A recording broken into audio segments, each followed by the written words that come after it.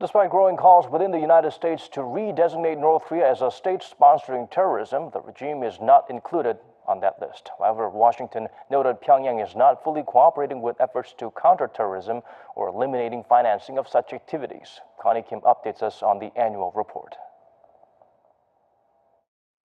The United States has decided to leave North Korea off its list of state sponsors of terrorism for the 9th straight year, despite growing calls to put Pyongyang back on it.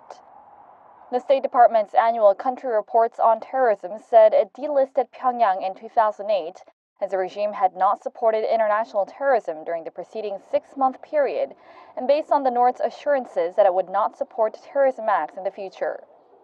The U.S. designated Pyongyang as a state sponsor of terrorism in 1988 after North Korean agents bombed a South Korean airliner, killing 115 people aboard, but it was dropped from the list in 2008 in exchange for progress in the denuclearization talks.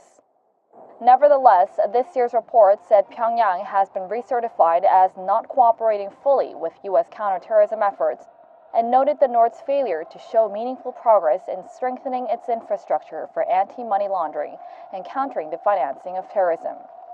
Following the regime's apparent murder of Kim Jong-un's half-brother Kim Jong-nam and its 5th nuclear test last year, a sizable number of U.S. lawmakers had wanted North Korea back on the terrorism blacklist, but the State Department said designating the North would only have a symbolic meaning.